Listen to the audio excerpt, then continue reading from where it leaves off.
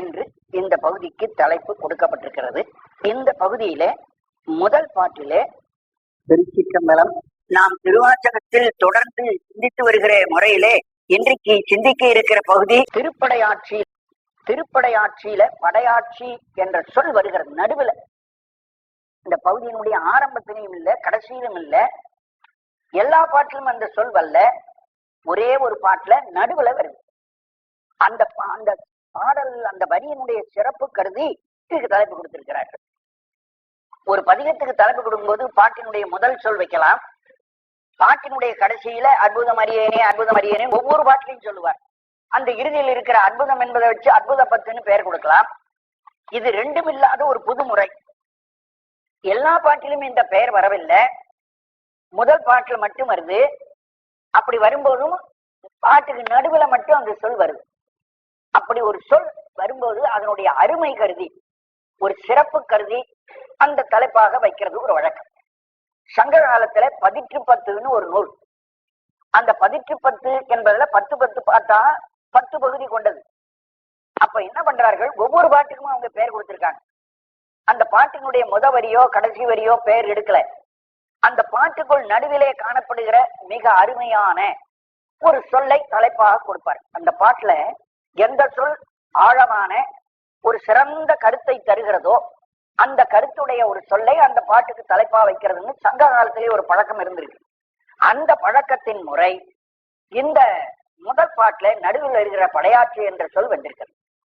படையாட்சி என்பதுக்கு என்ன? படையாட்சின்னு சொன்னோம்னா ஒரு ஜாதின்னு நினைச்சிடாதீங்க. ஏன்னா இது ஒரு சின்ன விவகாரம் நடந்து வச்சுனால சொல்றேன். சிதம்பரத்துல முற்றோர்கள் படித்துக் கொண்டிருக்கிறார்கள். அவர்கள கொஞ்சம் படையாட்சிமார்கள் அதிகம்.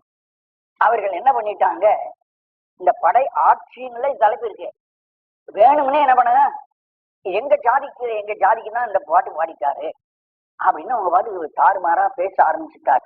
அப்போ இதை கேட்ட மற்றவர்களுக்கெல்லாம் கொஞ்சம் மன வருத்தம் வந்து முற்றோர்களுக்கே போறதை நிறுத்தி விட்டாங்க. மற்றவங்க எல்லாம் முற்றோர்களுக்கு போறது இல்லை.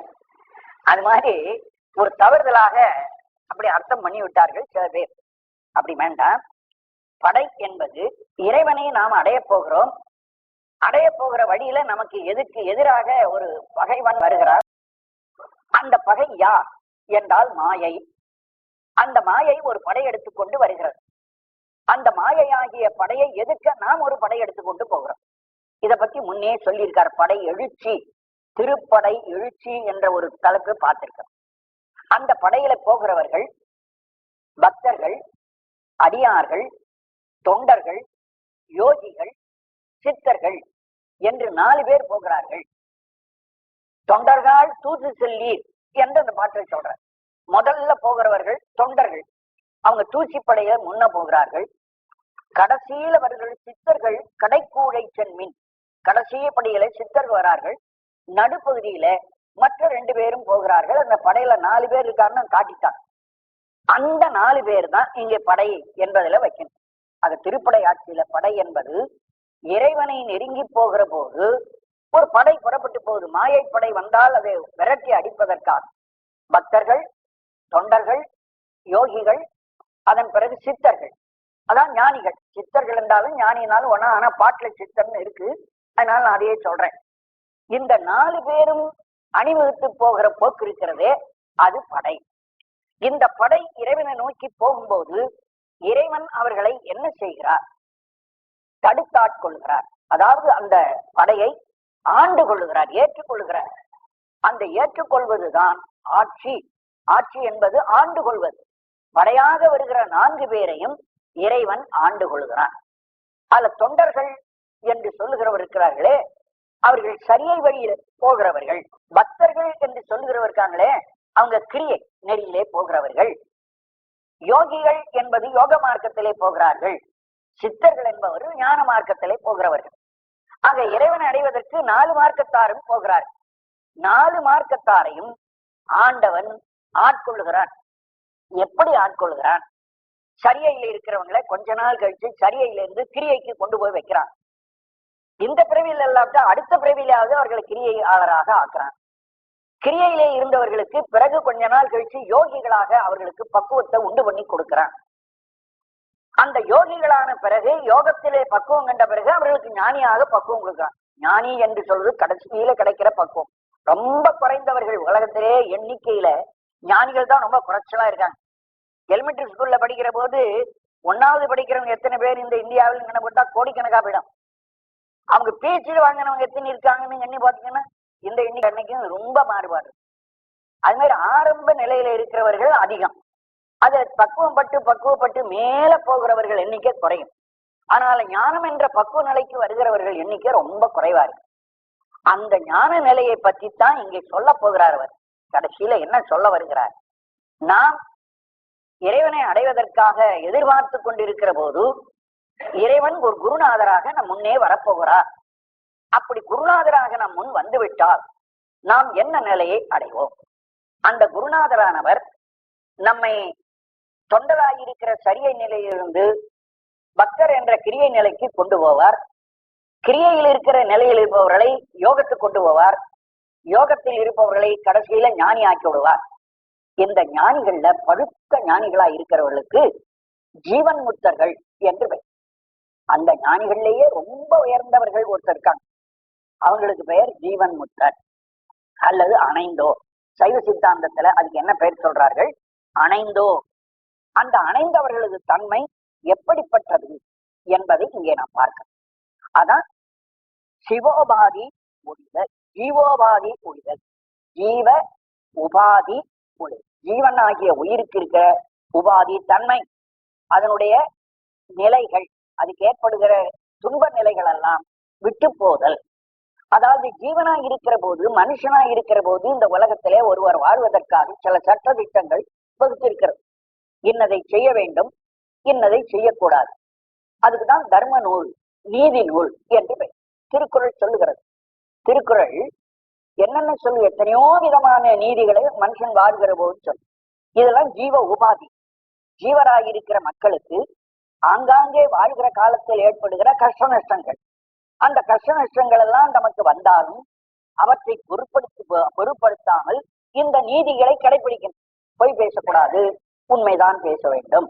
இது போல எத்தனையோ சட்டத்திட்டம். அது திருக்குறள் மட்டுமல்ல, வேதத்திலும் இதுதான் சொல்றது. வேதத்திலும் இதை செய், இதை செய்யாதே, ரெண்டும் விதிக்கிறது. விதிக்கிறதுனாலே அதுக்கு வேதம். அந்த வேதத்தில் சொல்லப்படுகிற விதியெல்லாம் இந்த ஜீவன் முக்தர்களுக்கு கிடையாது. திருக்குறள்ல சொல்லப்படுகிற நீதிகள் எல்லாம் ஜீவன் முக்தர்களுக்கு கிடையாது. அதான் இங்க கடைசியில பார்க்க போறோம். ஜீவன் முக்தராக வந்துவிட்டால் அவர்கள் ஜீவ உபாதியிலிருந்து நீங்கி விடுகிறார்கள், ஜீவன் படுகின்ற துன்பங்களிலிருந்து நீங்கி விடுகிறார்கள். அதனால அவர்களுக்கு நல்லது இது கெட்டது இது என்று அறிந்து நீதிப்படி நடக்க வேண்டும் என்ற அவசியம் இல்லை. அவர்கள் நீதி நெறியை கடந்து கூட சில சமயம் நடப்பார், நீதிக்கு அப்பால் கூட நடப்பார்கள். நீதிக்கு அப்பால் நடந்தாலும் அவர்கள் இறைவனுக்கு வேண்டியவர்களே. அந்த ஜீவன் முக்தர்கள் இறைவனுக்கு வேண்டியவர்களாக இருப்பார்கள். இப்ப தெருவில் போகும்போது மனுஷன்லாம் மற்றவர் பார்த்து நம்ம அசிங்கப்படக்கூடாதுன்னு ஆடை உடுத்தி கொண்டுதான் போகணும். ஆடை அவுத்து போட்டு தெருவில் போக முடியாது. அப்படி போனா நம்மளை பைத்தியக்காரன்னு சொல்லுவான், அல்ல கல்ல ஒடிப்பான். ஆனா அந்த ஜீவன் முக்தர்கள் இடுப்புல நீங்க வேட்டி கட்டி விட்டா கூட கொஞ்ச நேரம் கழிச்சு தானா அவிழ்ந்து விட்டுட்டு, நான் வேட்டி அவிழ்ந்து போச்சுன்னு அவர்களுக்கு தெரியாது. அவங்க அப்படியே வேட்டி இல்லாம போய்கொண்டே இருப்பார். அந்த ஜீவ உபாதி அவர்களுக்கு தெரியாது. நம்ம பார்த்து மற்றவன் சிரிப்பானே இல்ல பரிகாசம் பண்ணுவானே என்று சொல்லுகிற உலகத்தினுடைய கஷ்ட நஷ்டங்கள், சுக துக்கங்கள் அவர்களுக்கு தெரியாது. எல்லாம் மறந்து சிவத்தோடையே இருக்கிறார். தன் உடம்பை பத்தி அவர்களுக்கு ஒண்ணுமே தெரியாது. அவங்களுக்கு பசி கூட தெரியாது, தாகம் தெரியாது, தூங்கணும் தெரியாது. போய்கொண்டே இருப்பார்கள். இந்த உடம்பு தானா களைச்சு விட்டா கீழே விழும். அப்ப கீழே விழுந்தா கூட அவங்க அறிவிலே இறைவனைத்தான் நினைச்சிருவோம். உடம்புதான் கீழே விழுந்து அந்த களைப்பு தீர்ற வரல கீழே கிடக்கும். களைப்பு ஆடி போச்சுன்னா தானா எழுந்து உடம்பு மறுபடியும் நடந்து கொண்டே இருக்கும். உடம்புக்கும் அவருக்கும் எந்த விதமான சம்பந்தம் இல்லாமல் இந்த உடம்பிலேயே அந்த ஜீவன் முக்தர்கள் வாழ்வார். அந்த உடம்புக்கு பசி இருக்கும்.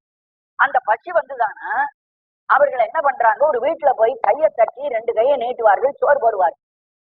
ஐயா, இவங்களுக்குதான் பசி தாகம் தெரியாதுங்கிறீர்களே, அந்த ஜீவன் முக்தர்களுக்கு எப்படி பசி தெரியுது? ஒரு வீட்டுல போய் கை தட்டி சோறு வாங்கணும்னு எப்படி தெரிந்தது அப்படின்னு கேட்டா, அப்போ அந்த உடம்புக்குள் இருக்கிற ஜீவன், அந்த ஜீவன் முக்தர் இருக்காங்களே அவங்களுக்கு பசி தெரியல. இந்த உடம்பு வயிறுக்கு பசி தெரியுது. வயிறுக்கு பசி தெரிஞ்சோன்னா மூளை என்ன பண்ணுது, அந்த சோறு வாங்கி இதுக்கு முன்னு சாப்பிட்டு இருக்கார், அவரே பிச்சை வாங்கி வீடு வீடா சாப்பிட்டு இருக்கார். அந்த பழக்கத்தை அந்த உடம்பு அடுத்த காரியத்தில் பண்ணு என்று வேறொரு மூளை அந்த உடம்புக்கு வேலை இடுது. அந்த வேலை இட்ட உடனே கை கால் தானாகவே ஒரு வீட்டு வாசல போய் கையை தட்டி இப்படி கையை நீட்டுது. அவங்க சோறு போட்டா வாங்கி சாப்பிடும், போடலன்னா போயிட்டே இருக்கும். ஏன் சோறு போட்டாங்களா போடலையா அவங்கள வாழ்த்துணுமா ஒண்ணுமே தெரியாது.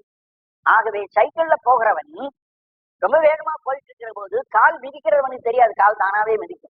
எதுக்கு ஒருத்தர் வந்தா எப்படி திருப்பணுங்கிறது கை தானே திரும்பும். அதை இப்படித்தான் திருப்பணும்னு அவன் நினைச்சு திருப்புறது கிடையாது. அந்த கை கால்கள் எப்படி ஒருத்தனுக்கு பழக்கப்பட்டு போனதோ அதுபோல இந்த ஜீவன் முக்தர்களுக்கும் பசிக்கிறதும் மற்றதும் உடம்பினுடைய பழக்கத்தினாலே தானே நடக்குமே தவிர அவர்கள் அறிவால் தெரிந்து அந்த பசியை தீர்த்துக்கொள்ள உணவு கேட்பவர்கள் இல்லை. அப்படி போகிற போது அவர்களுக்கு இந்த உலகத்தினுடைய நன்மை தீமை தெரியாது. அதைத்தான் வர்ணிக்கிறது இந்த பகுதி. ரொம்ப கடுமையான ஒரு பகுதி. இது புரிஞ்சு கொள்ள முடியாத அளவுக்கு அவர் பாட்டை பாடி வச்சிருக்கார். கண்களே ரெண்டும் அவன் கடல் கண்டு கழிப்பன ஆகாதே, காரிகையார்களிடம் வாழ்விலன் வாழ்வு கடைப்படுமாகாதே, மண்களில் வந்து பிறந்திடும் மாறும் மறந்திடும் ஆகாதே, மாலறியாமலர் பாதம் இரண்டும் வணங்குதும் ஆகாதே, பண்களி கூர்தரும் பாடலோடாடல் பயின்றிடும் ஆகாதே, பாண்டினன் நாடுடையான் படையாட்சிகள் அங்கதான் படையாட்சி என்று சொல் வருது. படையாட்சிகள் பாடுதுமாகாதே, விண்களி கூறுவதோர் வேதகம் வந்து வெளிப்படுமாகாதே, மீன் வலை வீசிய காணவன் வந்து வெளிப்படும் ஆயிடிலே. இந்த கடைசி வரிய முதல்ல எடுத்துக்கிட்டு அப்புறம் வரைக்கும் போகணும். மீன் வலை வீசிய காணவன், மீனை சொடா மீனை பிடிப்பதற்காக வலை வீசிய அந்த பெருமான் குருநாதராக வந்து வெளிப்படுமாயிடிலே. குருநாதராக வந்து நமக்கு முன் அவர் அருள் செய்ய ஆரம்பித்து விட்டால், இறைவனே குருவா வந்து நம்மை ஆட்கொண்டு விடுவானால் நாம் ஜீவன் முக்தராக மாறி போவோம். கடைசியில ஜீவன் முக்தராக ஆகும். அப்படி போகிற போது கண்கள் இரண்டும், நமக்கு 2 கண் இருக்கும். அவன் கடல் கண்டு கழிப்பன, அந்த குருநாதருடைய திருவடி 2ஐயும் பார்த்து மகிழுமா மகிழாத தெரியாது. ஜீவன் முக்தரா போயிட்டா குருநாதரை வணங்கணும்னு தெரியாது, கோயிலுக்கு போய் சுவாமியை வணங்கணும்னு தெரியாது, எல்லாம் மறந்து போகும். அப்படி மறந்து போகிற நிலை அவருக்கு உண்டாகும். கண்கள் இரண்டும் அவன் கடல் கண்டு கழிப்பன ஆகாதே, ஆகாது, நடக்காது. அந்த அவருடைய கண்கள், ஜீவன் முக்தருடைய கண்கள் அந்த இறைவனுடைய திருவடியை போய் வணங்கி மகிழ வேண்டும் என்பது நடக்காது.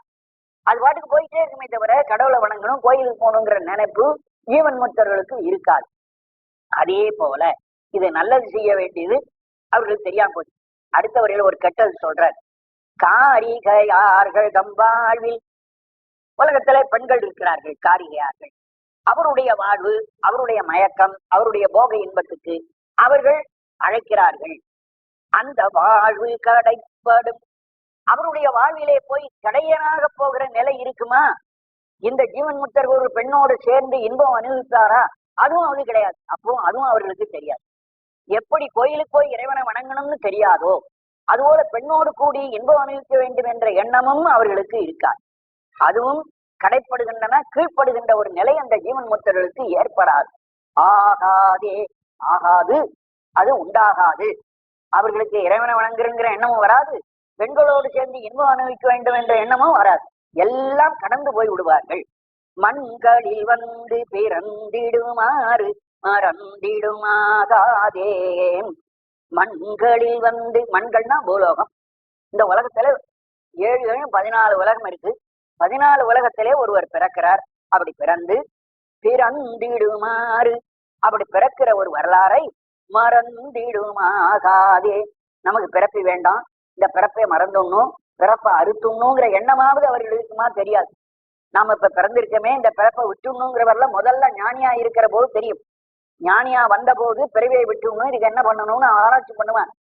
அந்த ஞானத்தினுடைய முதிர்வு ஜீவன் முக்தனா போய் விட்டார். ஆனால் அப்போ அந்த பிறப்பு ஒண்ணு இருக்கு, இந்த பிறப்பை அறுக்கணுங்கிறது கூட அவர்களுக்கு தெரியாது. மாலரியா மலர் பாதம் இரண்டும் வணங்குதும் ஆகாதே. திருமாலால் அறியப்படாத இரண்டு திருவடிகளை வணங்க வேண்டும் என்பதும் அவர்களுக்கு தெரியாது.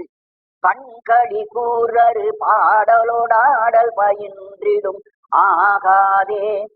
கோயில் போய் சுவாமி சன்னதியில இருந்து அந்த சுவாமிக்கு ஞான சம்பந்தர் பாடினது அப்பர் பாடினதுங்கிறத கையில தாளம் வச்சு பண்ணோடு இந்த தேவாரத்தை பாடுவார்கள்.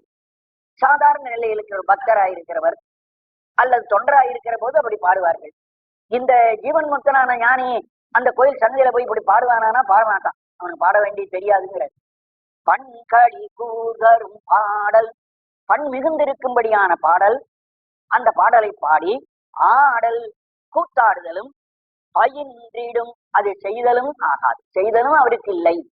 ஆக பாட்டு பாடணும், அந்த சுவாமி சன்னதியிலே கூத்தாட வேண்டும் என்ற செய்தியெல்லாம் அந்த ஜீவன் முத்திரலாக ஆனவர்களுக்கு கிடையாது.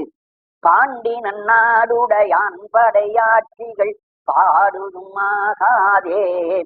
பாண்டி நன்னாடுடையான், பாண்டிய நாட்டை உடையவனாகிய அந்த திருப்பெருந்துருளையில பெருமான் தன்னுடைய படையாகிய 4 வகை வர்க்கத்தாரையும் ஆட்சி அவன் கையாண்ட திறம், அவன் அடிமையாக ஏற்றுக்கொண்டது. 4 விதமான பேர் சொன்னேனே, பக்தர், இது தொண்டர், பக்தர், யோகர், சித்தர். இந்த 4 விதமான படையையும் யாருடைய வரலாற்றிலே எப்படி எப்படியெல்லாம் போய் அவன் ஆண்டான் என்று சொல்லுகிற கதை இருக்கே, அந்த கதையை பாட வேண்டுமா என்றால் அவர்களுக்கு தெரியாது, ஜீவன் முத்திரர்களுக்கு தெரியாது. ஜீவன் முத்திராதற்கு முன்பு இந்த கதையெல்லாம் தெரியும். எந்த நாயனார் என்ன பண்ணார், எப்படி இறைவன் வந்தான், எப்படி ஆட்கொண்டான் கதையெல்லாம் பேசுவோம். ஜீவன் முத்திரான பிறகு எல்லா நாயனாரும் மறந்துடும், எல்லா நாயனாரையும் இறைவன் எப்படி ஆட்கொண்டாங்கிறதும் அவர்களுக்கு தெரியாது. ஏன்னா அவர்கள் இறைவனோடு ஒண்டி விட்டாங்க. இறைவனோடையே இருக்கிறதுனால இறைவன் ஒண்ணுதான் அவர்களுக்கு தெரியும். இந்த உலகத்துல எல்லாம் மறந்து விடும், அவர்களுக்கு ஒன்றுமே தெரியாது.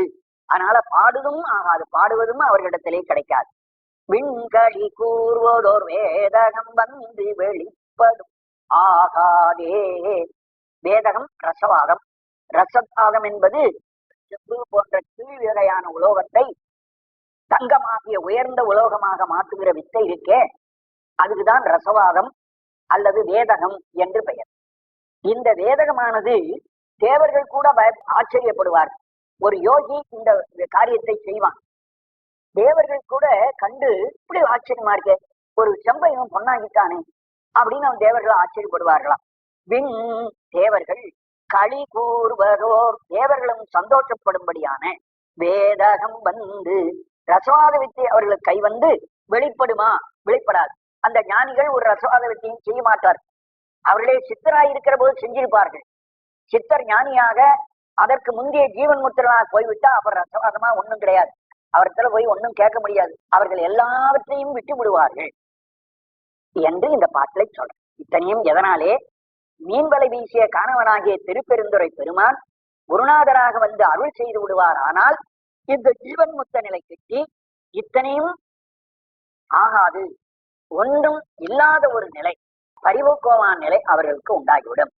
ஒன்றினோடொன்று முறைந்தினோடைந்தும் உயிர்ப்பரும் ஆகாதே. ஒன்றினோடு ஒன்று, இங்க ஒண்ணுன்னு எண்ணத்தான் சொன்னார். எதை சொல்றாருங்கிறதெல்லாம் உரையாசிரியர்கள் தன்னுடைய சாமர்த்தியத்தால் தான். ஒண்ணுங்கிறது உடம்பு, 2வது வருகிற ஒண்ணுங்கிறது உயிர். நம்முடைய உடம்பு ஒன்று, அந்த உடம்புக்குள் இருக்கிற இன்னொன்று என்பது உயிர். ஒன்றினோடொன்று, அதாவது உடம்போடு உயிர். ஓர் 5 அப்புறம் 5 இந்த உடம்பிலே 5 இருக்கிறது. 5 என்று சொல்லுகிறது மெய், வாய், கண், மூக்கு, செவி என்று சொல்லுகிற 5 பொறிகள். கண், மூக்கு இதெல்லாம் கருவிகள். இந்த கருவியினாலே 5 உணர்ச்சி ஒருத்தனுக்கு கிடைக்கிறது. வாயினாலே சுவை, மூக்கினாலே வாசனை, கண்ணினாலே பார்வை, காதினாலே கேட்டல் உணர்வு, தன் உடம்பினாலே உணர்கிறது தொடு உணர்ச்சி. அந்த 5 இருக்கே அது புலன். அதான் இந்த 5. அந்த 5 5 பொறியோடு 5 புலனும் உயிர்ப்பரும் அவர்களுக்கு தெரியாது. ஜீவன் முத்திரா போனா உடம்பு ஒண்ணு இருக்கு, உடம்புக்குள்ள உயிர் ஒண்ணு இருக்கு, இந்த உடம்புல 5 பொறி இருக்கு, 5 விதமான சுவை அது அறியும்னு உங்களுக்கு தெரியாது. அந்த ஜீவன் முத்திரிடத்திலே போய் நீங்க ஒரு அல்வா துண்டை கொடுத்தா அதையும் தின்னாலும் தின்னவர் தான், துப்பினாலும் துப்புவார். வேப்பங்காய் கொடுத்தீங்கன்னா அதையும் திம்பாரு, அதையும் துப்பிடுவார். ஏன் அதுன்னா அவர்களுக்கு தெரியாது, வேப்பங்காயின் ருச்சியும் தெரியாது, அல்வாவின் ருச்சியும் தெரியாது. அதுதான் ஞானிகளுடைய உயர்ந்த ஒரு நிலை. இந்த நிலை கைவர வேண்டும், அதாவது விருப்பு வெறுப்பற்ற ஒரு நிலை உண்டாக வேண்டும். இதை பற்றி ஒரு சின்ன கதை ஒண்ணு நான் ஞாபகப்படுத்தி சொல்றேன். மாயூரத்துக்கு பக்கத்துல சித்தர்காடு என்று ஒரு இடம் இருக்கிறது. அந்த சித்தர்காட்டுல ஒரு பெரிய சித்தர் இருக்கிறார். அவருக்கு கீழே 48 மாணவர்கள் இருக்கிறார். அவர்களை பக்குவப்படுத்தி கொண்டு வர்றார். அந்த ஆசிரியர் அந்த மாணவர்களை பக்குவப்படுத்தி கொண்டே வரார். அப்படி பக்குவப்படுத்தி விட்டு இவர்களெல்லாம் சரியா பக்குவப்பட்டிருக்கிறார்களா என்பதை சோதனை செய்யணும் என்று அந்த சித்தருக்கு, அந்த தலைவராகியவருக்கு ஒரு நாள் நினைவு. அவருக்கு சமயக்காரன் ஒருத்தர் இருக்கிறான். 48 பேரையும் உட்கார வச்சு தானும் உட்கார்ந்து அங்க எல்லாருக்கும் சாப்பாடு நடக்கும். நிச்சயம் சாப்பாடு போடுறாங்க, சாப்பிட்டுட்டு இருக்காங்க. சரி, இந்த சாப்பாடை ருசி பார்த்து சாப்பிடுறார்களா, ஏதோ அள்ளி போட்டு அந்த நேரத்துக்கு பசி அடங்கணும்னு சாப்பிடுகிறார்களா, இதை பரிசோதனை பண்ண வேணும் என்று நினைச்சு ஏதோ சாப்பாட்டுல நெய் ஊத்துவாங்க. ஒரு நாள் அந்த சமயக்காரனை கூப்பிட்டு நெய் வைக்கிற கலையம் இருக்க, அந்த கலையத்தில் நெய் எடுத்துட்டு வேப்பெண்ணெயை ஊற்றி, அதே கலையம் அதே மர ஆப்பை ரெண்டையும் எடுத்துட்டு போய் எல்லாருக்கும் சாப்பாடு ஊத்து வேப்பெண்ணெயை ஊற்றி போயிடு. என்னமா சாப்பிட்றார்கள் என்று நான் பார்க்கணும், ஒத்தன்னு சொல்லாதேன்ட்ட. அவன் குரு எப்படி சொல்றாரோ கேட்கிறவன். அதனால 48 பேருக்கு சாப்பாடு சாதம் வச்சு சாம்பார் போட்டு இந்த வேப்பெண்ணெயை ஊற்றிட்டு போயிட்டான். ஒவ்வொருத்தருடைய முகத்தையும் பார்க்கிறார் குருநாதர். எல்லாரும் அப்படியே சாப்பிட்டுக்கிட்டே இருக்கான். 48வது ஆள் மட்டும் அப்படி முகத்தை சுழிச்சு சாப்பிட்டான். சரி என்று தெரிந்து கொண்டான். சாப்பாடுலாம் முடிஞ்சது. அந்த கடைசி சாப்பிட்டவரை கூப்பிட்டு, அப்பா உனக்கு இன்னும் ஒன்னும் பக்குவம் வரல, அதனால நீ இங்க இருக்க முடியாது. பக்குவம் வர வேணும்னா தேச சஞ்சாரம் செய்யும். ஒருவனுக்கு பக்குவம் ஏற்படும்னா, அனுபவம் ஏற்படும்னா, உலகமெங்கும் போய் யாத்திரை பண்ணிட்டு வந்தாதான் அங்கங்கும் படுக்க இடம் இல்லாம, மேல குளிருக்கு போத்திக்கு ஒண்ணு கிடைக்காம, சாப்பிடறதுக்கு சோறு கிடைக்காம திண்டாடணும். அப்படி திண்டாடி கஷ்டப்பட்டு அவன் அனுபவிச்சு வந்தாத்தான், எல்லாத்தையும் சகித்து கொண்டு வந்தாத்தான் அவன் பக்குவமுடையவனாக ஆவான். அதான் யாத்திரை காஷாயம்னு ஒண்ணு கொடுப்பாங்க. முதல்ல அவன் சிஷியனை கேட்கிற போது அவனுக்கு ஒரு கட்டாயம் கொடுத்து, அதாவது காபி தண்ணி கொடுத்து, நீ கொஞ்ச நாள் இந்த ஊருக்கெல்லாம் தல யாத்திரை போயிட்டு வா, அப்புறம் தான் உனக்கு மற்ற உபதேசங்கள்லாம் செய்வோம், உன்னுடைய பக்குவம் உலகத்துல அலைஞ்சு திரிஞ்சு எப்படி வர்ற அப்படின்னு பார்க்கணும்னு குருநாதர்கள் படிச்ச வைப்பார் அந்த சிற்றம்பல நாடிய மாணாக்கர்கள். அப்புறம் அவர் ரொம்ப கெஞ்சிறாரு, நான் தெரியாம இருந்துட்டேன், இனிமே நான் என்னை மாத்திக்கொள்றேன், அதெல்லாம் முடியாது, நீ போயிட்டு தான் வரணும்ட்டார். எல்லாரும் அவர் அப்புறம் குருநாதர் பேச்சு மீற முடியல, மறுபடியும் யாத்திரை போறார். அவர் ஒரு 4-5 வருஷமோ 5 மாசமோ ஏதோ தெரியல, ஏதோ குறிப்பிட்ட ஆண்டுகள் போயிட்டு சுத்திட்டு திரும்பி தன் குருநாதரை பார்க்க வரார். அதுக்குள்ள இந்த குருநாதர் இறைவனோடு சேர வேண்டிய ஒரு காலம் வந்தது.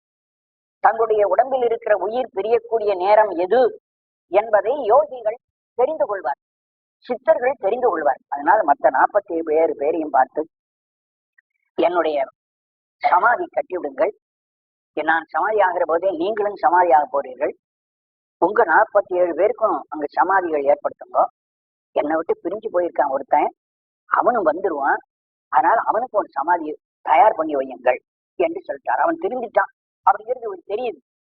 அப்படி சொன்ன உடனே எல்லாம் தயாராயிட்டு. ஆனா அவன் போனவன் எப்படி வருவான், மற்றவர்களுக்கெல்லாம் ஐயப்பார். ஆனால் அந்த ஆணாக்கன் வருவதும் இந்த சிற்றம்பல நாடு ஆவி பிரிவதும் ஒரே நேரமாயிருக்கு. அப்புறம் எல்லாரும் அங்கே ஐக்கியமாகிறார்கள் என்று அந்த இடத்தினுடைய கதை சொல்லுகிறது. அதனால அவர்கள் எப்படி சோதிச்சுதான், அந்த ஞானியாக ஜீவன் முத்திரலா வந்து விட்டால் அவர்களுக்கு எந்த ருச்சியும் தெரியாது இருக்கணும். அதான் ஒன்றினோடொன்றும் ஐந்தினோடைந்தும் உயிர்ப்பருமாகாதே, இதை உற்று உணர்கின்ற உணர்வு அவர்களுக்கு தெரியாது. உன்னடியாரடியாரோம் ஓம் என உய்ந்தன ஆகாதே, உன் அடியார் கூட்டத்தில் நானும் ஒரு அடியாராக சேர்ந்தேன் என்பதும் எனக்கு விளங்காம விடும். ஒரு அடியாரோட அடியாராக நான் சேர்ந்து விடுவேன், அப்புறம் நான் ஜீவன் முத்தனானா எல்லா அடியாருக்கு நடுவே நான் இருக்கேங்கிறதும் மறந்து போடும், எனக்கு அதுவும் தெரியாது. உன் அடியார் அடியார், அடியாருக்கு அடியார், இப்படி அடியாருக்கு அடியார் என்று சொல்லுகிறது திருத்தொண்டத்துல வருது. தில்லைவாழ் அந்தனர்தம் அடியார்க்கும் அடியேன், திருநீல கண்டத்து குயவனார்க்கடியேன், இல்லையே என்னாது ஏற்பகைக்கடியேன், இளையாண்டன் குடிமாறன் அடியார்க்கும் அடியேன். இப்படி வரும்போது சில சமயத்துல அந்த அடியார்க்கும் அடியேன் அப்படின்னு ஒரு அடியாரை சொல்லி அந்த அடியாருக்கும் நான் அடியேன் என்று சொல்லுகிற வழக்கம். அதுதான் இங்க காட்டுறார். உன் அடியார் அடியா அடியோம், அடியாருக்கு அடியோம் என்று சொல்லுகின்ற உயர்ந்த ஒரு மனப்பான்மை இருக்கு. அது கூட ஆகாது, அது கூட தெரியாதவர்களுக்கு அது கூட இல்லாமல் போகும். ஜீவன் முத்தாகிற போது எல்லாம் விட்டு போகும். கண்ட நினைந்தழு தாயன வந்த கணக்கது ஆகாதே. ஒரு கன்றை நினைத்து தாய் பால் கொடுப்பதற்கு ஓடி வருகிறது இருக்கிறதே, அது போல இறைவனை நோக்கி நாம் ஓடுகிறோம். இறைவனை கன்றாகவும் நாம் தாய் பசுவாகவும் நினைத்து அந்த இறைவனை நோக்கி ஓடுகிற தாய் பசுவாக நாம் ஓடுகிற நினைவு கூட அப்புறம் இருந்தார். கண்ணப்பர் இறைவனிடத்திலே எப்படி வழிபாடு செய்தார்? இறைவனை ஒரு குழந்தையாகவும் தன்னை தாயாகவும் மாற்றி அந்த குழந்தையை குளிப்பாட்டி அதுக்கு உடம்ப தொடச்சி விட்டு அதுக்கு பூவெல்லாம் வச்சு அதுக்கு சாப்பாடு ஊட்டி எப்படி ஒரு தாய் தன் குழந்தைக்கு செய்வாளோ அதுபோல் அவர் எல்லா விதமான உபச்சாரம் செய்கிறார். அப்போ அவரை கன்றாகவும் தன்னை தாயாகவும் மதிக்கின்ற ஒரு பக்தி மார்க்கம், அது பக்தி மார்க்கம். இப்போ இறைவனை ஆண்டவனாகவும் தன்னை அடியவனாகவும் வைக்கிற மார்க்கம் தாச மார்க்கம். இறைவனை ஒரு தந்தையாகவும் தான் மகனாகவும் இருந்து செய்கிறது புத்திர மார்க்கம், அது கிரியை. தானும் இறைவனும் சமம் என்று சொல்ற நட்பு முறைகளை போவது சகமார்க்கம். இறைவனை தலைவனாகவும் தன்னை தலைவியாகும், அதாவது கணவன் மனைவி, இதுதான் நாயகி நாயக பாவம், அதுதான் ஞான மார்க்கம். இதுக்கு மேல ஒரு மார்க்கம் இருக்கிறது, அந்த மார்க்கம் தான் பக்தி மார்க்கம். இறைவனை குழந்தையாகவும் தன்னை தாயாகவும் மாற்றிக்கொள்ளுகிற நிலை. அப்படி மாற்றிக்கொள்ளுகிற நிலையை அதைத்தான் பக்தி மார்க்கம் என்றும் தாய் செய் மார்க்கம் என்றும், அதுக்கு ஒரு புதிய மார்க்கம், நாளுக்கு மேல் 5வது மார்க்கம் நம்முடைய சித்தாந்த நூல்கள்லாம் சொல்லல, ஆனா பக்தி நூல்கள்ல பேசப்படுகிறது. அதை இங்க சுட்டி காட்டுறார். கண்ட நினைந்தழுதாயன வந்த கணக்கது ஆகாதே. அந்த பக்தி மார்க்கமாகிய கணக்கும் இருக்காது. அந்த ஜீவன் முக்தனா போன பிறகு அந்த பக்தி மார்க்க நிலையாகிய 5வது நிலையும் அவரை விட்டு போய்விடும். காரணமாகும் அனாதி குணங்கள் கருத்துருமாகாதே. காரணமாகும் அனாதி குணங்கள், உயிருக்கு அனாதியாகவே சில குணங்கள் உண்டு. ஆணவ கட்டினாலும் சில பாவங்களினாலும் அனாதியே பிடித்து கொண்டிருக்கக்கூடிய சுகதுக்கங்கள் அதுக்கு இருக்கும். அந்த சுகதுக்கங்களுக்கு காரணமாகியிருக்கின்றவைகள் எல்லாம் அவர்களுக்கு நினைவு வராது, கருத்திலே ஒன்றும் எட்டாது. நன்றிது தீதன வந்த நடுக்கம் நடந்தன ஆகாதே. ஐயோ நாம் நல்லது செஞ்சோம், ஐயோ நாம் கெட்டது செய்து விட்டோம்னு மன நடுங்குமா? சாதாரண நல்ல நிலையில் இருக்கிற ஒரு பெரும் சாதாரண ஞானியா மட்டும் இருக்க ஆரம்பிச்சுங்க, அப்போ ஒரு பாவம் ஜெயிக்கும், ஐயோ நான் பாவம் செஞ்சுட்டேனேன்னு வருத்தப்படுவார். அதே ஞானி ஜீவன் முக்த நிலைக்கு போனா தான் செய்தது பாவமா தான் செய்தது புண்ணியமான்னு கூட அவருக்கு தெரியாது. அதான் நன்று இது தீது என வந்த நடுக்கம். நாம் செய்தது பாவமாச்சேன்னு உடம்பிலே ஏற்படுகிற ஒரு நடுக்கம், பயம் இருக்கே, அந்த பயம் கூட அவர்களுக்கு இருக்காது, அதுவும் அவர்களுக்கு தெரியாது. நல்லது கெட்டது என்பது ஒன்றுமே தெரியாத ஒரு உயர்ந்த நிலைக்கு வருவார்கள். நாம மேலாமடி யாருடனே செல நன்னூருமாகாதே. நாமெல்லாம் அடியாருடன் போய் சேர வேண்டும் என்ற எண்ணம் அடியார் பக்கம் போவாரா என்றால் அதுவும் அவர்களுக்கு இல்லை.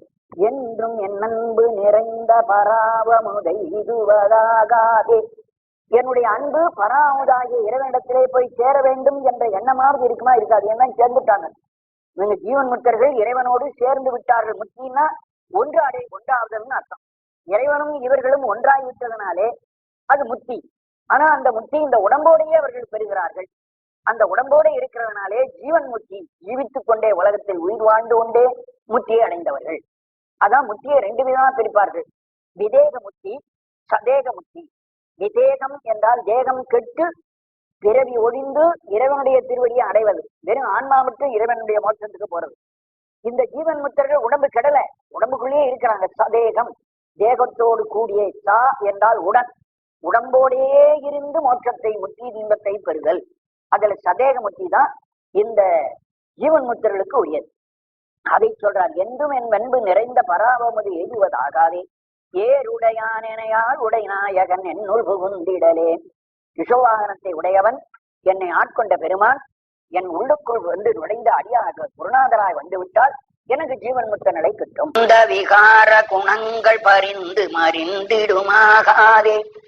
பந்தம், கட்டுப்பாடு, மாயைகளாகிய உறவினர், சுற்றத்தார், கணவன் மனைவி என்று சொல்லுகிற பந்தபாசம் இருக்கே, அந்த பந்தபாசத்தால் விகார குணங்கள் எல்லாம் நீங்க வேண்டும், நம்மை விட்டு நீங்க வேண்டும் என்ற எண்ணமாவது இருக்குமா? அதுவும் அவர்களுக்கு கிடையாது.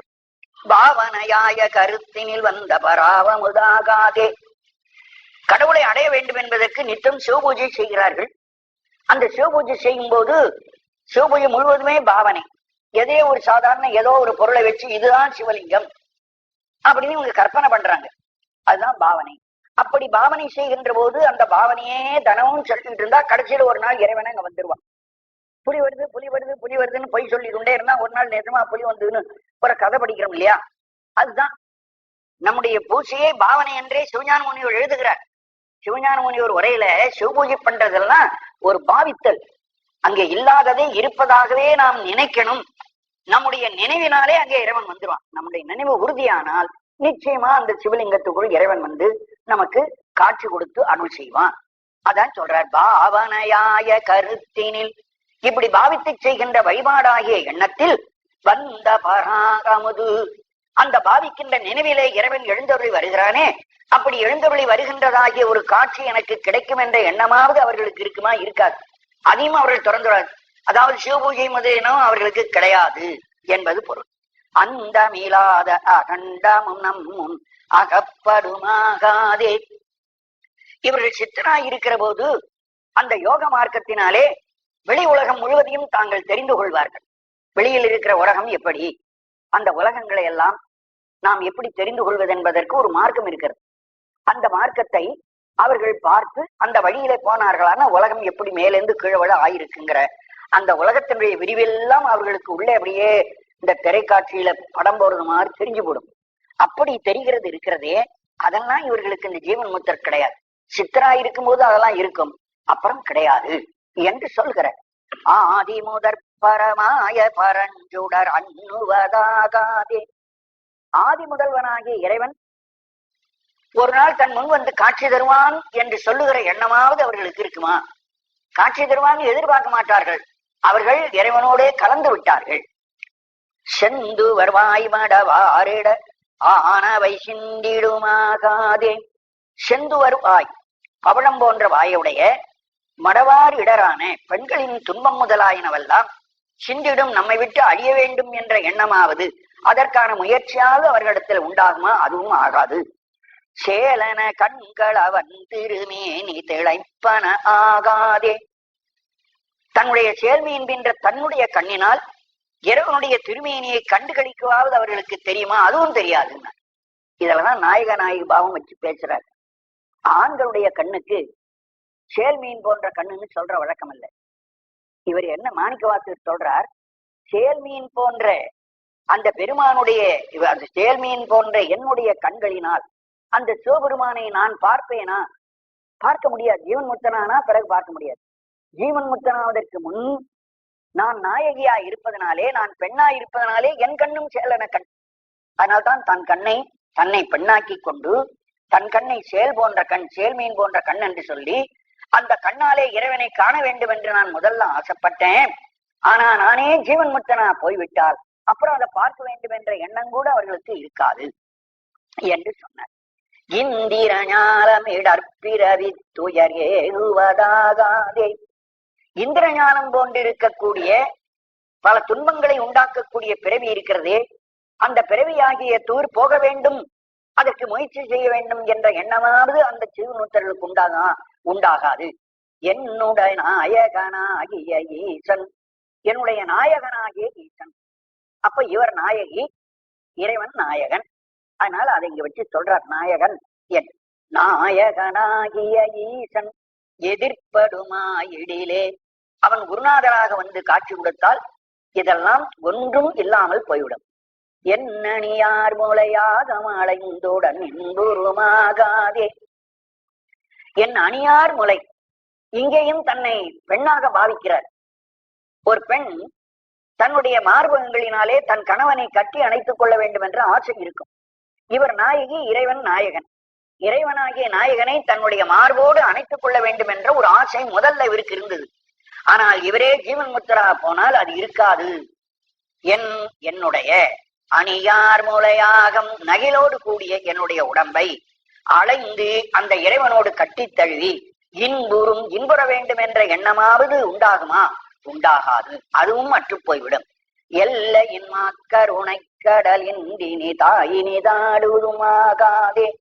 முடிவற்றதான எல்லையில்லாததான அந்த பேரின்பத்திலே திளைக்க வேண்டும் என்ற எண்ணமாவது வருமா? அதுவும் வராது. நன்மணி நாதம் முழங்கி என் குள்ளுற நண்ணுவதா காதே. இவர் யோகியாயிருக்கிற போது யோகத்தினுடைய முடிவிலே 10 விதமான ஒலிகள் கேட்கும். அதுல ஒரு ஒலி இங்கே சொல்றார், மணிநாதம். மணி ஓசை கேட்கும். மணிநாதம் முழங்கி, மணிநாதமானது யோகத்தினுடைய ஒரு முதிர்ந்த நிலையிலே என் உள்ளுற, என் உள்ளுக்குள்ளே, புறக்காது கேட்காது, அது அறிவுக்குள்ளே தியானத்துக்குள்ளே வந்து கேட்கும். அதுவும் இந்த நிலையிலே கிடையாது. ஜீவன்முக்தராக இருக்கிற போது அந்த யோக நிலையில் கேட்கிற மணி ஓசை கேட்கணுங்கிற எண்ணமோ அந்த ஓசை கேட்டலோ அவர்களுக்கு இல்லை. நாதன் அணித்திரு நீத்தினை நித்தலம் நண்ணுவதாகாதே. பக்தர்களாய் இருக்கிறவர்கள் சிவபெருமானுக்குரிய திருநீற்றை தினந்தோறும் பூசிக்கொள்ளணும். இந்த ஜீவன் முத்தர் பூசிக்கொள்வாரா? ஜீவன் முத்தருக்கு திருநீருங்கிறதும் தெரியாது, அது மறந்தே போச்சு.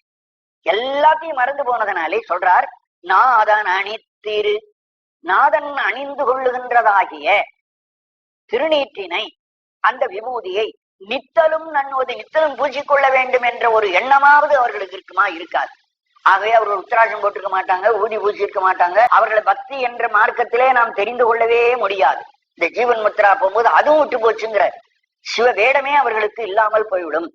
மன்னிய அன்பரில் என்பனி முந்துர, அன்பர்களிலே என்னுடைய பணி மேம்பட்டு இருக்க வைகுவது, வைக்க வேண்டும் என்ற ஆசையாவது வருமா? வராது.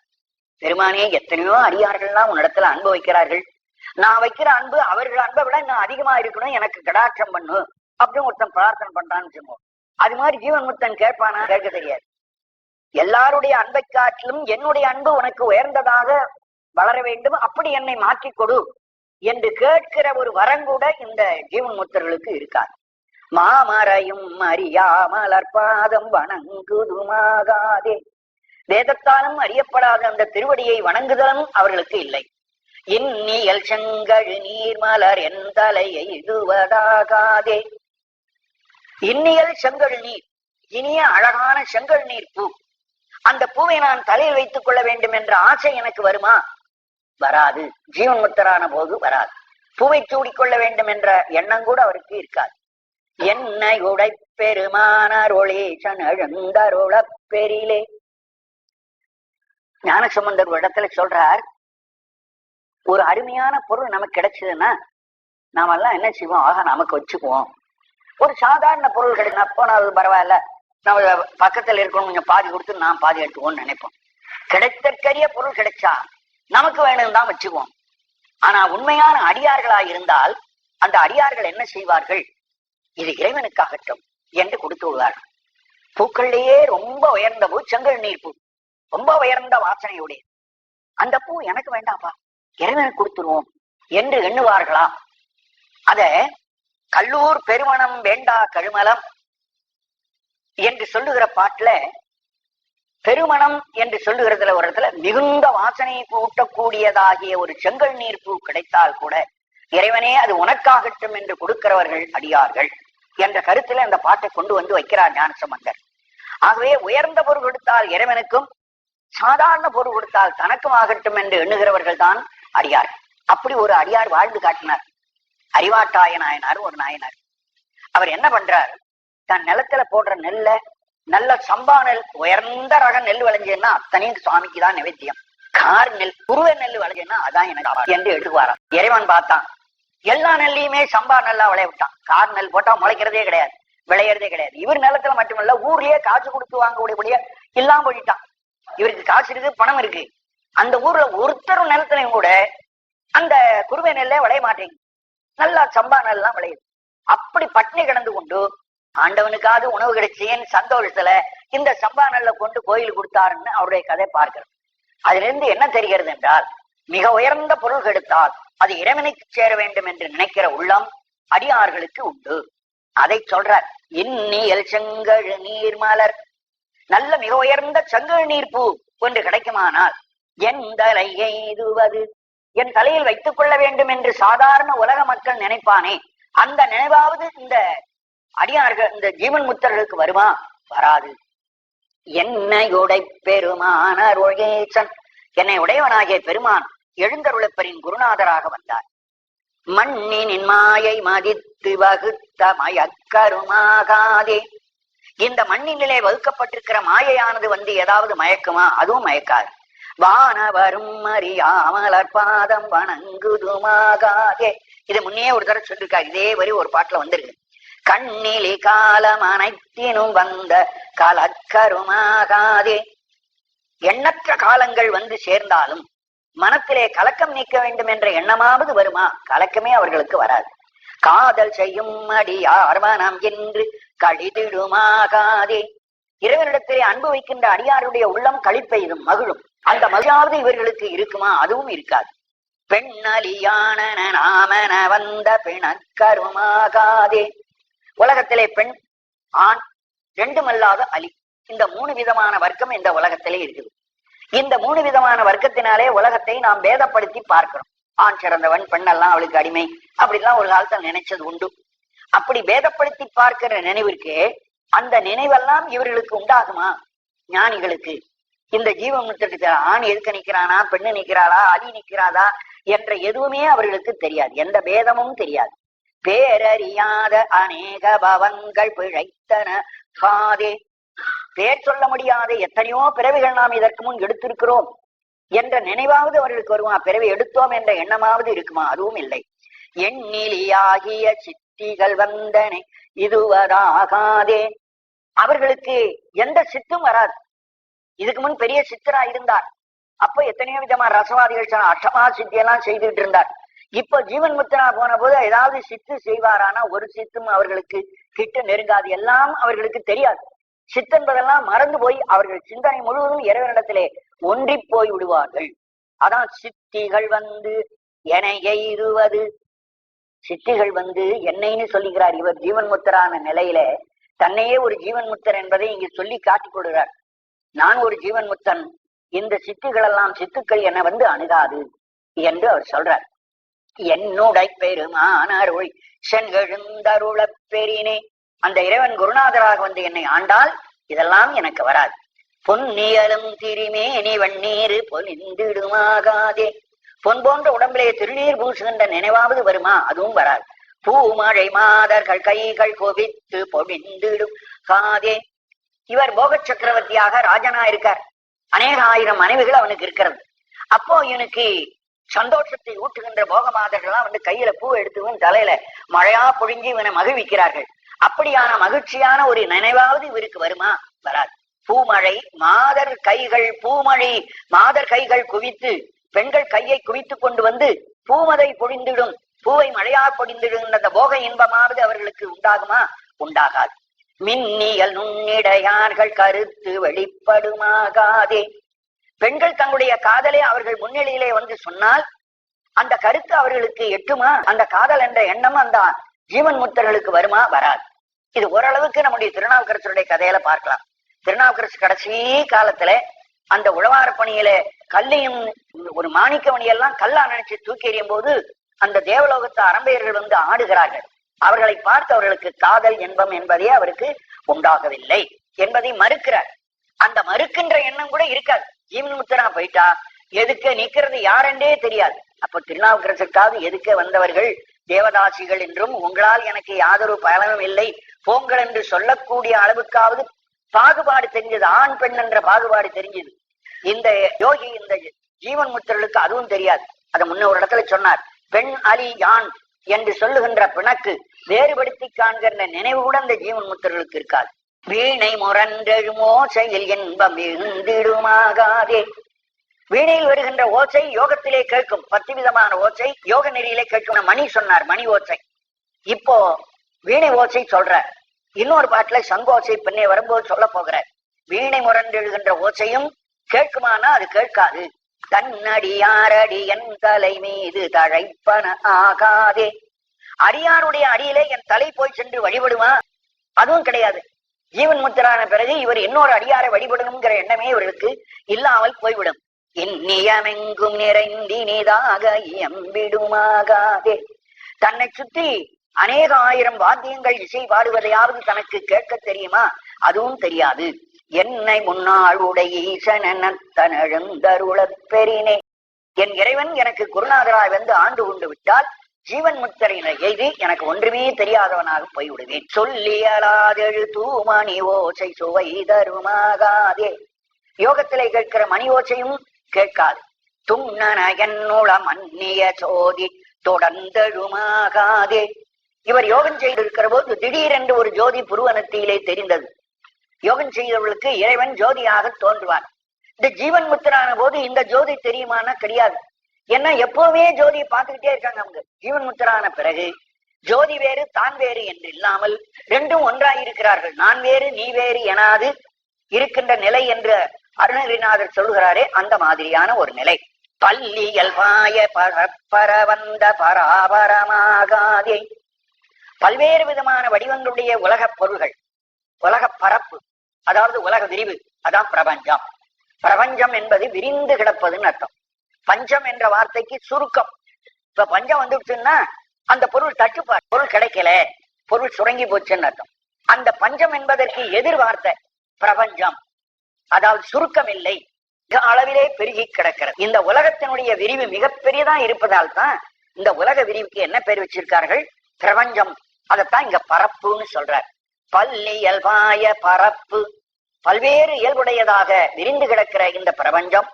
அரவந்த பராபரம், இந்த உலக நினைவு அற்று அப்புறம் இறைவன் நினைவு வருதே, அந்த நினைவாவது ஒன்றற்று ஒன்று வருகிற நினைவாவது இந்த ஜீவன் முத்தர்களுக்கு உண்டா என்றால் அதுவும் இல்லை. பண்டறியாத பரானுபவங்கள் பரந்தழுமாகாதே. இதற்கு முன் கிடைக்காத அனுபவங்கள் புதுசு புதுசா தெரிந்ததே, அதுபோல ஒரு அனுபவமாவது இவர்களுக்கு உண்டாகுமா? இல்லை. வில்லியல் நன்னுதல் ஆர்மையல் என்று விளைந்திடுமாகாதே. பெண்களினாலே ஒரு மயக்கம் இவர்களுக்கு உண்டாகுமா? உண்டாகாது. விண்ணவரும் அறியாத விழுப்பொருள் இப்பொருளாகாதே. தேவர்களால் அறியப்படாத விழுப்பொருள் இருக்கானே பெருமான், அந்த பெருமான் தான் இந்த பொருள் என்று சொல்லுகின்ற சுற்றுணர்வாவது தெரியுமா? அதோ இறைவன் இருக்கான், நான் இருக்கேன், நான் இறைவனை பார்க்கிறேன் என்ற ஒரு எண்ணமாவது அவர்களுக்கு உண்டாகுமா? உண்டாகாது. இறைவன் வேறு தான் வேறு என்ற எண்ணமே இல்லாமல் போய்விடும். இந்து சிகாமணி, இந்து சந்திரன், சந்திரனை தலையில வைத்திருக்கிற சிகை தலை. இந்து சிகாமணி, சந்திரனை தலையிலே மணியாக வைத்துக் கொண்ட பெருமான். அதனால இறைவனுக்கு இந்து சிகாமணின்னு பேர். இந்து சிகாமணி எங்களை ஆள எழுந்தருளப் பெரிலே. அந்த இறைவன் எங்களை ஆள வந்து விடுவானால், அதாவது ஆட்கொண்டு ஜீவன் முத்த நிலையை கொடுத்தால் இதெல்லாம் தெரியாது. சங்கு திரண்டு முரண்டெழு ஓசை தழைப்பன ஆகாதே. 10 விதமான ஓசையில முன்ன மணி ஓசை சொன்னார், அதற்கு பிறகு 2வது வீணையினுடைய ஓசை சொன்னார், இப்ப சங்கு ஓசை சொல்றார். இந்த யோகத்துல சங்கோசை கேட்கிறதாவது இவர்களுக்கு தெரியுமா? ஜீவன் முத்தர்களுக்கு அதுவும் கடந்து போய்விட்டார்கள், கிடைக்காது. சாதி விடாத குணங்கள் நம்மோடு சலித்திடுமாகாதே. ஒரு ஜாதியிலே பிறந்தவன், அந்த ஜாதிக்கென்று சில குணங்கள் உண்டு, அதாவது அவர்களுடைய பழக்க வழக்கங்கள். அந்த பழக்க வழக்கம் கொஞ்ச நாள் உலகத்துல இருக்கிறவரை அவனை விட்டு போகாது. ஆனா அவனே என்ன பண்ணுகிறான்? ஞானியாக வரும்போது இந்த பழக்கத்தை கைவிடுறான். அப்புறம் ஜீவன் முக்தனா போனா உலகத்தில் உள்ள எந்த ஜாதிக்கும் எந்த வழக்கமும் எந்த சம்பிரதாயமும் அவனுக்கு தெரியாது. எல்லா ஜாதியினுடைய எல்லா விதமான சம்பிரதாயமும் அவனை விட்டு போய்விடும். அங்கிது நன்று இது நன்றெனும் வாயை அடங்கிடுமாகாதே. அங்கு இது நன்று, அந்த இடத்துல இது நன்றாயிருக்கு, இங்கே இது நன்றாயிருக்கு என்ற வேறுபாடாவது தெரியுமா? அங்க போனா, அந்த ஹோட்டல்ல போனா, காயாகுடிக்கு போனா அல்வா நல்லா இருக்கும் அப்படின்னு ஒருத்தன் சொல்றான்னா, அந்த இடத்துல அது நல்லது, இந்த இடத்துல இது நல்லதுன்னு ஒரு பாவனை மனுஷனுக்கு வருதே, அந்த மாதிரியான பாவனை கூட இவர்களுக்கு தெரியாதாம். அங்கு இது நன்று, இது நன்று. அப்ப இங்குன்னு ஒரு சொல் வருவிச்சு படி. இங்கு இது நன்றெனும் ஆயை. இப்படிப்பட்ட மயக்க உணவாவது அடங்க வேண்டும் என்ற எண்ணம் உண்டாகுமா? இல்லை. ஆசையலாம் அடி யாரடியோமேனும் அத்தனை ஆகாதே. ஆசையலாம் அடியார் அடியோம், அடியாருடைய அடி சேர்தலே எங்களுக்கு ஆசை. அந்த இறைவன் திருவடியில் அடியாருடைய அடியில் கீழ்ந்து விடப்பதே எங்களுக்கு ஆசை என்று சொல்லுகிறதாவது உண்டாகுமா? அதோட உண்டாகாது. செங்கையல் உண்கண் மடந்தைய சிந்தை திளைப்பன ஆகாதே. பெண்களுடைய இன்பத்திலே திளைக்கின்ற எண்ணமும் உண்டாகாது. சீரடியார்கள் சிவானுபவங்கள் தெரிந்திடுமாகாதே. அடியார்கள் சிவானுபவத்தை தெரிவார்கள். ஆனா ஜீவன் முக்தர்களுக்கு அந்த சிவானுபவம் தெரியாது. சிவனோடு இறந்து சிவனையே அனுபவித்துக் கொண்டிருக்கிறதுனாலே உலகத்திலே படிப்படியாக அந்த அனுபவம் தெரிந்து வந்ததும் இல்லை. எங்கு நிறைந்த முதுரு வறண்ட எய்துவதாகாதே, எங்கும் நிறைந்திருக்கிற பரம்பொருளாகிய இறைவன் இருக்கிறானே, அவனை எய்த வேண்டும் என்ற எண்ணமும் அவர்களுக்கு இல்லை. யார்? ஈரறியாமறையோன் என ஆளை எழுந்தருள். ஈறு அறியா முடிவில்லாததாகிய மறையோன் வேதத்தை அருளினவராகிய சிவபெருமான். இறைவனுக்கு சாக்காடு கிடையாது. அதனால ஈரறியாதவன் மறையோன் வேதங்களை அருளிய பெருமான் அவன் என்னை குருநாதராக வந்தால், நான் இப்படி ஒரு சிறந்த அணைந்தவனாக ஆனால், அதாவது நான் ஒரு ஜீவன் முக்தனாக ஆனால் எனக்கு இந்த விதமான அனுபவங்கள் எதுவுமே ஏற்படாது என்று அவர் சொல்லி பிடிக்கிறார் என்ற அளவோடு திருப்படை ஆட்சி பதியை நான் நிறைவு செய்கிறேன். வணக்கம்.